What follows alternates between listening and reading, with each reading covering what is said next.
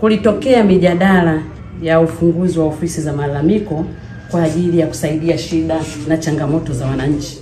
Mwaka 2012 ulitolewa waraka wa kushughulikia malalamiko ya wananchi kwa njia ya mfumo, lakini pia na zile njia zingine ambazo za nje zilikuwa zinatumika awali za kienyeji, kwenye mikutano ya wananchi, kuitisha mikutano ili kusikiliza malalamiko, lakini pongezi kwa serikali yao, changamoto hivyo na manunguniko mbalimbali ya wananchi, na kutumia masanduku ya maoni na nini. Lakini mwaka 2012 ndipo alipotoa ule mwongozo wa waraka, ndio ambao sasa hizi tupo kwenye utekelezaji.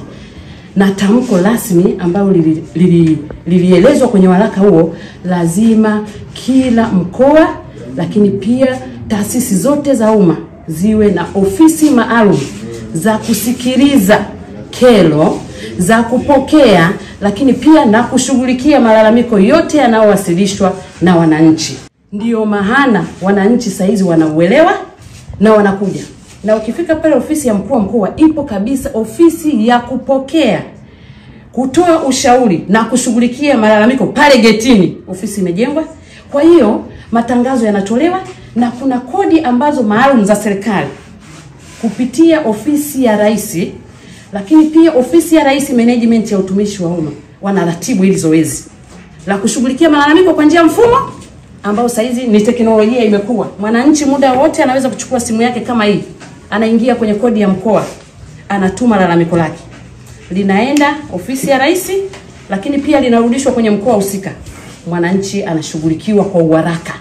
Sababu kubwa ya kuanzisha malalamiko kushughulika kwa njia mfumo ni uharaka wa kushughulikia matatizo ya wananchi. Maana hii mifumo yetu mingine ilikuwa na ucheleweshaji, barua hazifiki, barua hazisomwi, barua hazijibiwi. Lakini sasa hizi moja kwa moja mwananchi akipata access ile, anaingia kwenye mfumo wa malalamiko, mrejesho unaitwa. Kwa hiyo ni maelekezo maalum ambayo taasisi zote za umma zinatakiwa ziingie kwanza, zijisajili kwenye mfumo huu wa ushughulikiaji wa malalamiko kwa njia ya mifumo online, lakini pia waanzishe ofisi. Kwa hiyo huu mfumo tunaushusha kwenye halmashauri, lakini pia tunaushusha mpaka kwenye ofisi zetu za kijiji. Kuwe na chumba maalum cha kupokea na kusikiliza kero za wananchi. Hayo ni maboresho yote ya Mheshimiwa Rais wetu wa Jamhuri ya Muungano wa Tanzania, ili wananchi hao wasikilizwe, lakini pia washughulikiwe.